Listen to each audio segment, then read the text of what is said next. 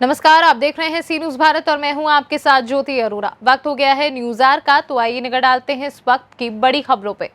इस खास खबर में हम दिखाएंगे कि राजधानी लखनऊ में किस तरह एक बड़ा बिल्डर सीएम योगी की साख पर बट्टा लगा रहा है। जी हां, हम बात कर रहे हैं अंसल हाउसिंग लिमिटेड की, जो एलडीए के मकान बनाने और बेचने के नाम पर बड़े स्तर पर भ्रष्टाचार एवं घोटाले का खेल खेल रहा है। लोगों का सपना होता है सर पर छत हो और अपना एक छोटा सा आशियाना हो, किंतु अंसल हाउसिंग ने लोगों के सपने को तार-तार कर दिया है।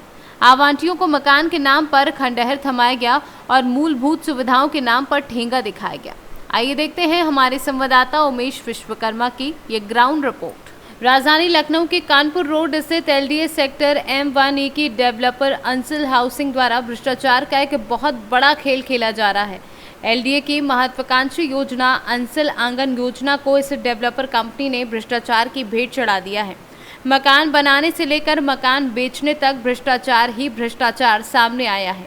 बता दें कि अब तक यहां अंसल हाउसिंग द्वारा एलडीए के लगभग 712 मकान बनाए जा चुके हैं, जो खुद भ्रष्टाचार व घोटाले की कहानी बयां कर रहे हैं। ये हम नहीं, तस्वीरें बता रही हैं कि मकान बनाने में सरकारी धन का किस तरह दुरुपयोग हुआ है और इसका खामियाजा किस तरह आवांटी भुगत रहे हैं। आलम यह है कि अब तक खंडहर में तब्दील हो चुके लगभग 400 मकानों की रजिस्ट्री भी की जा चुकी है। इस भ्रष्टाचार की शिकायत कॉलोनी की समिति द्वारा उच्चाधिकारियों से लेकर मुख्यमंत्री कार्यालय तक कई बार की गई, किंतु इस ढीठ बिल्डर के सेहत पर कोई फर्क नहीं पड़ा और लगभग 400 खंडहर युक्त मकान पर आवांटियों को पोजेशन दिया गया, किंतु डेवलपर कंपनी ने मूलभूत सुविधाओं के नाम पर ठेंगा दिखा दिया। आइए दिखाते हैं अंसल हाउसिंग का भ्रष्टाचार और रोंगटे खड़े कर देने वाले मकान की दास्तान।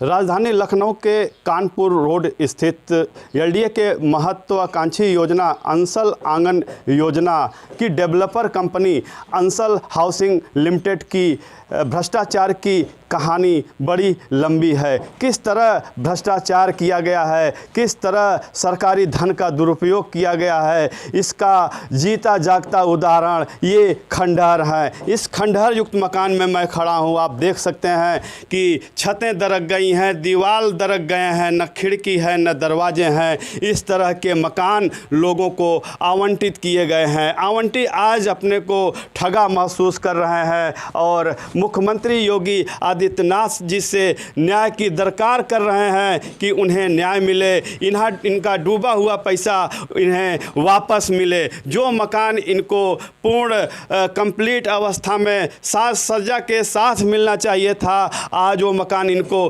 खंडहर के रूप में मिला है। न खिड़की है, न दरवाजे हैं, न पानी है, न बिजली है, न रोड हैं। इस स्थिति में ये लोग अपने को ठगा महसूस कर रहे हैं। एक तरफ बाबा का बुलडोजर जहां उत्तर प्रदेश में भू माफियाओं के खिलाफ गड़गड़ा रहा है, दहाड़ मार रहा है, आज राजधानी लखनऊ में इतने बड़े भ्रष्टाचार का खेल हुआ है, तो बाबा का बुलडोजर मौन क्यों?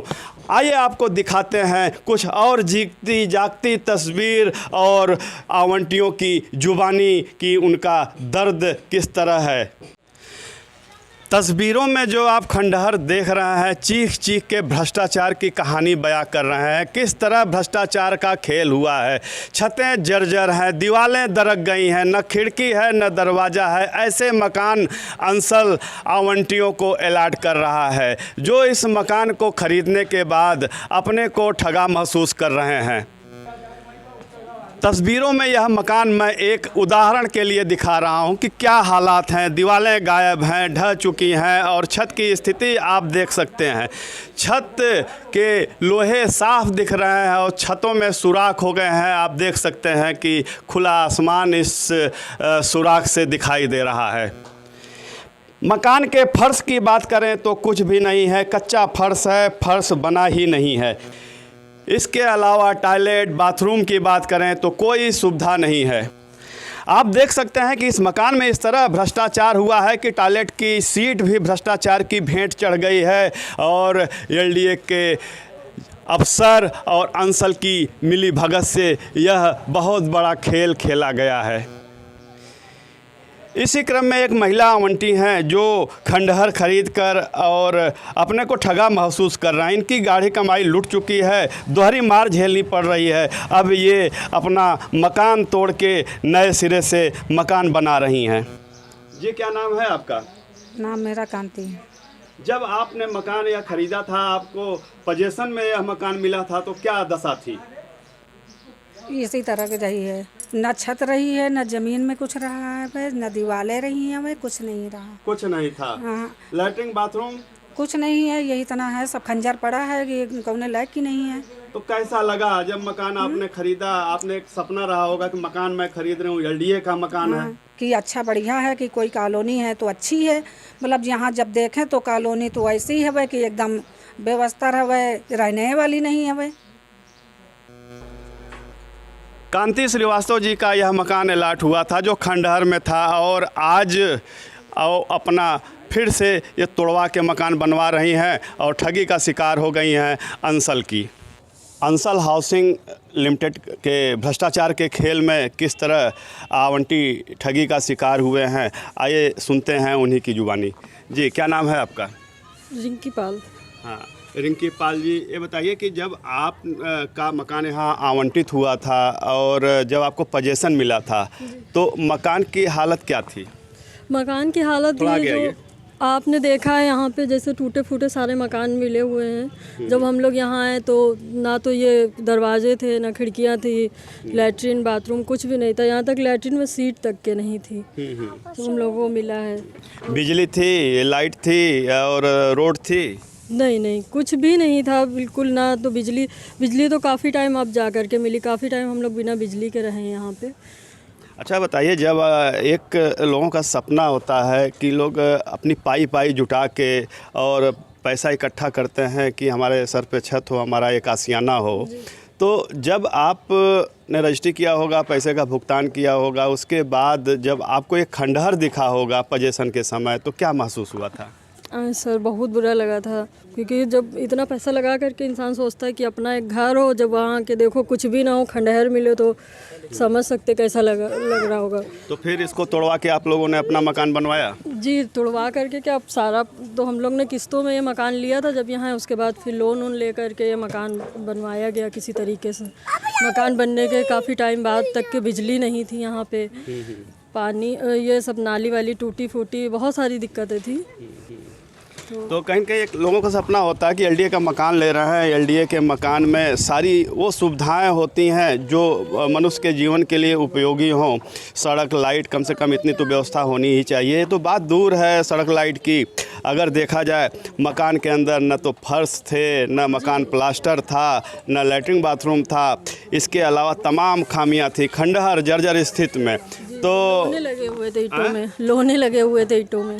अच्छा, ईंटें मतलब पूर्ण रूप से झड़ चुके थे। जी भैया, क्या नाम है आपका? मेरा नाम प्रदीप पाल है जी। और जब ये मकान स्थिति मिला तो कुछ बिल्कुल रहने योग्य था ही नहीं, और लाइट भी हम लोग किसी तरीके से आपस में सब जन मिल कर के लाए गए। अंसल के से कोई सुविधा नहीं ली, और एक हम लोग से लेटर साइन कराया गया। अब उसमें क्या लिखा था क्या नहीं लिखा था हम लोग खुद नहीं मालूम, अंग्रेजी में था, जिसकी वजह से बाद में मतलब कि हम लोग ने अपने हिसाब से ही सब काम कराया। हम बता देते हैं क्या लिखा था। उस पोजीशन देते समय आप लोगों को एक लेटर मिला था, एक तरह से आप लोगों की एफिडेविट ली गई थी उस फार्मा के माध्यम से कि आपको सारी मूलभूत सुविधाएं यहाँ मिल रही हैं। किंतु अगर धरातल पर देखा जाए तो इन आवंटियों को कुछ भी नहीं मिला, जो आज अपने को ठगा महसूस कर रहे हैं। इनको दोहरी मार झेलनी पड़ी। इसी क्रम में एक आवंटी और हैं जो अंसल की ठगी का शिकार हुए हैं। इनका भी सपना तार तार हुआ है। ये भी खंडहर लेके अब उसको तोड़ रहे हैं, अपना मकान बना रहे हैं। जी, क्या नाम है आपका? मनीष पांडे। जी, मनीष पांडे जी, क्या लगा था, क्या सोच के आपने यहाँ मकान लिया था? जिस हिसाब से सोचा गया था कि एलडीए की कॉलोनी है और अंसल डेवलप कर रही है, और जिस हिसाब से ये सोचा था कि जैसे हमको और कॉलोनियाँ देखी गई थी एलडीए की, लिया जाएगा तो बढ़िया बनेगा, उस हिसाब से यहाँ तो बिल्कुल ही निराशा हुई है। क्या मिला था जब आपको पोजीशन मिला था, तो क्या मिला था? है, आप सामने देख सकते हैं, हमारे पीछे देख सकते हैं क्या स्थिति है इसकी, बुरी स्थिति है। इसमें रहेगा कोई आकर के, जिसने बनाया उसके कहीं आकर के रहे, देखे आकर के क्या क्वालिटी है इसका। ना पानी की व्यवस्था है, ना लाइट की व्यवस्था है। आदमी इस समय कैसे टैंकर रख के, जनरेटर रख के बेचारा मकान बनवा रहा है, क्या करेगा? इसमें रहेगा आकर के, इसमें रहेगा, कल को छत गिर गई, मर जाएगा आदमी, क्या करेगा बताइए? तो क्या दोहरी मार झेलनी पड़ रही है? बहुत बुरी स्थिति है। हमने इसका मेंटेनेंस भी दिया है, सब कुछ दिया है। मकान का जो हमसे तो मकान का पैसा लिया गया है ना, तो हमको तो मकान दिया नहीं, कि हमको तो खंडहर दिया गया है। एक एफिडेविट भी तो लिया गया था, उसमें क्या लिखा है? एफिडेविट तो ऐसा हमसे कुछ नहीं लिया गया था, हम तो नहीं थे, हमारा तो बाद वाला 120 वाले में अलॉट है। अच्छा। ठीक है ना। हाँ, पहले वाले में एफिडेविट लिया गया था। फिर भी सरकारी मकान, एलडीए का अगर मकान मिलता है तो मूलभूत सुविधाएं होनी चाहिए, है रोड होना चाहिए, बिजली होना चाहिए और मकान कम से कम मेंटेन होना चाहिए, उसमें व्यक्ति रह सके। तो क्या हालात थी, क्या जर्जर स्थिति थी उसके? जरा दास्तां बहुत ही बुरी स्थिति थी। ऐसी स्थिति थी कि जब हम घर में आए थे, जब हमने लिया था इसको, जब हम देखने आए थे पहली बार इसको, तो इसकी स्थिति ये थी कि एक तरफ की दीवार गिरी हुई थी, छत हवा में लटकी हुई थी, प्लास्टर पूरी तरह से उखड़ चुका था। मेरे पास उसकी फ़ोटोज़ हैं, मैं आज भी दिखा सकता हूँ आपको। ठीक है ना। बिल्कुल रहने की स्थिति नहीं थी। अगर हम सोचते कि हम यहाँ रह भी लेते तो ना यहाँ पानी की व्यवस्था थी, ना यहाँ लाइट की व्यवस्था थी। कनेक्शन के लिए हम लोग पावर हाउस दौड़ दौड़ के थक गए हैं, कनेक्शन मिलने को तैयार नहीं है, कह रहे हैं लोड नहीं है हमारे पास ट्रांसफार्मर नहीं है, लाइट, खंबे, बिजली, पानी की। ये जिम्मेदारी किसकी होनी चाहिए? अब ये जिम्मेदारी तो देखिए, हमने अंसल से लिया है तो हमारे पास तो हम तो अंसल को ही बोलेंगे कि जिम्मेदारी अंसल की ही होनी चाहिए, और किसकी जिम्मेदारी होगी? जब हमने पैसा उनको दिया है, किस्तें उनको भरी हैं, सारी चेकें उनको दी हैं, तो जिम्मेदारी भी उन्हीं की होगी कि हमारी होगी? क्या कहते हैं अंसल के अधिकारी इस समस्या के बारे में? मिलते ही नहीं हैं, फ़ोन करिए तो उठते नहीं हैं उनके लाइन्स पे, और जो यहाँ पे लोग हैं वो कहते हैं कि हम क्या कर सकते हैं, जो है सो है। बेच के अपने कर्तव्यों से छुट्टी पा गए वो लोग। बेचने की स्थिति तो छोड़िए, वो तो मतलब एक तरह से हम लोग फंस गए हैं बुरी तरह से। पता नहीं था, सोचा था कि एलडीए का है और अंसल का है, बढ़िया कॉलोनी मिलेगी। आप और भी जगह अंसल देखे होंगे, कितना बढ़िया बना हुआ है। ठीक है ना। हमें क्या पता था कि ये मटिया पलेट कर देंगे। ये स्थिति है, क्या कर सकते हैं? अब मजबूर हैं, हम क्या करें? अब दोहरा पैसा झेल रहे हैं, दोहरी मार झेल रहे हैं। 18,500 रुपये हर महीने किस्तें भरें हम लोग इस कबाड़ के लिए, लेकिन मजबूर हैं, क्या करेंगे? बनाएंगे, कहाँ जाएंगे? लोग ठगा तो महसूस कर रहे हैं, किंतु तमाम समस्याओं से भी इन लोगों को रूबरू होना पड़ रहा है।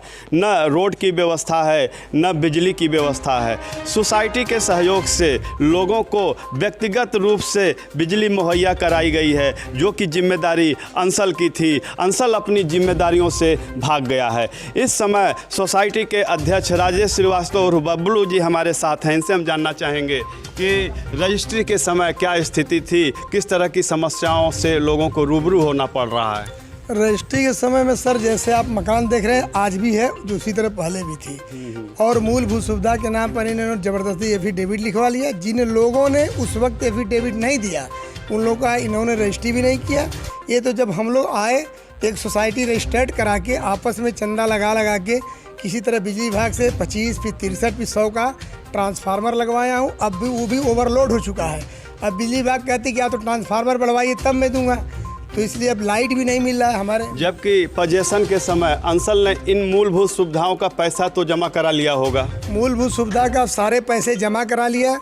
35,170 रुपया अंसल ने लिया और 10,000 रुपया एलडीए ने लिया, और दोनों के मिली भगत से रजिस्ट्रियाँ भी हुई, और अंसल ने अपने एफिडेविट इसलिए ले लिया है कि बाद में कोई हम पर मुकदमा न कर पाए। तो इस बात को मैं सारे अधिकारी, यहाँ तक कि मुख्यमंत्री जी, सबके यहाँ मैं डीएम ओएम के लेटर लिख के थक गया। तब मैंने माननीय आयोग, उत्तर प्रदेश मानवाधिकार आयोग में मैंने दिया, तो उनका जब जांच बैठा तो उन्होंने बड़े गंभीरता से लिया। फिर तब इतनी कड़ाई हुई, तो अब जाके अंसल किसी तरह छोटा मोटा काम शुरू किए। वो भी अभी हाल में इनकी बिजली के खंभे बिना प्लेट के, बिना कंक्रीट के गड़ रहे थे, तो हमने बिजली विभाग में ऑब्जेक्शन लगाया, तो वो भी रुका पड़ा हुआ है। फिलहाल भ्रष्टाचार का खेल चल रहा है और लीपापोती की जा रही है। इसी समय का आवंटी और है। भैया क्या नाम है आपका? अशोक कुमार हल्दर। क्या स्थिति थी, किस हालात में आपने मकान का पोजीशन लिया था? मकान जो है बिल्कुल जर्जर अवस्था में थी और उसमें कोई रहने लायक नहीं था, ना बिजली था ना पानी था। सब हम लोग जो है आपस में जो है चंदा करके और उसका सोसाइटी बना के तब हम लोग बिजली लाए।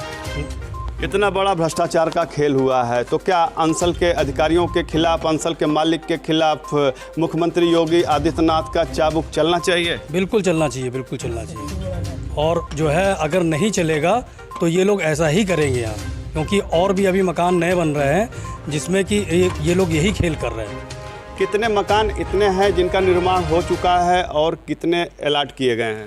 यहाँ पर सब मकान 1233 है रिटर्न में, जिसमें 711 की मकान बन चुके हैं जो खंडहर में तब्दील है, जिसकी रजिस्ट्री 400 का इन्होंने करवा लिया और अभी 311 मकान इनके बचे हुए हैं पुराने में। हाँ, जो थोड़ा बहुत निर्माण हो रहे हैं उनके नहीं, पुराने में 311 का भी रजिस्ट्री नहीं कर पाए क्योंकि मैंने आयोग में मुकदमा कर दिया है इनके खिलाफ, तब जाके एलडीए मेरे पक्ष में आई है।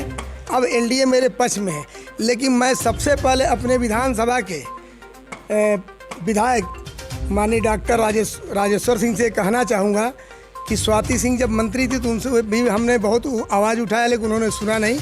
मैं उनका हाथ जोड़ के प्रार्थना कि अपने विधानसभा का है और वो स्वयं चल के देख लें, इस बात को माननीय मुख्यमंत्री जी से कह के, और मुख्यमंत्री जी के आवाज़ से मेरा नेट 12 किलोमीटर पे ये कॉलोनी है राजधानी लखनऊ के कानपुर रोड स्थित। ये योजना अंसल आंगन योजना एलडीए का रजिस्टर्ड है। इसको या तो 2.5 लाख रुपए जो मकान का लिए हैं ये रिटर्न करवाया जाए, नहीं तो इसको तोड़वा के बुलडोजर चलवा के नए सिरे से रहने योग्य बनाया जाए। जितने भी मेरे इलाटी मजबूर हो के तोड़वा के नए सिरे से बनवा रहे हैं, आपके सामने आप देखे होंगे बन भी रहे हैं, कुछ जनरेटर से भी बन रहे हैं। अगर बिजली रहती तो जनरेटर क्यों लगता? और जो मैंने सोसाइटी बना के लाइट लाया, बस बहुत ही छोटी सी ट्रांसफार्मर है। अब मैं एक तरफ एलडीए अंसल को डेवलपमेंट दिया, फिर अलग से बिजली विभाग को पैसा दे रहा हूँ। वैकल्पिक व्यवस्था सोसाइटी ने की है तो ये अस्थायी नहीं हो सकती है। ये जिम्मेदारी अंसल की है, एलडीए की है और शासन की है कि इतना बड़ा भ्रष्टाचार का यदि खेल हो रहा है तो उसकी मॉनिटरिंग क्यों नहीं हो रही, उसकी जांच क्यों नहीं हो रही है और ज़मीनी तहकीकात क्यों नहीं हो रही है, जबकि बाबा का बुलडोजर दहाड़ रहा है। भूमाफियाओं के खिलाफ अवैध कॉम्प्लेक्स मकान बिल्डिंग्स ढाए जा रहे हैं, वहीं अंसल का एक इतना बड़ा भ्रष्टाचार का खेल राजधानी लखनऊ में चल रहा है, उस पर नज़र मुख्यमंत्री की क्यों नहीं पड़ रही है, ये अपने में एक बहुत बड़ा सवाल है। सी न्यूज़ से उमेश विश्वकर्मा। फिलहाल के न्यूज़ आवर में बस इतना ही। देश दुनिया की तमाम बड़ी खबरों के लिए आप देखते रहिए सी न्यूज़ भारत।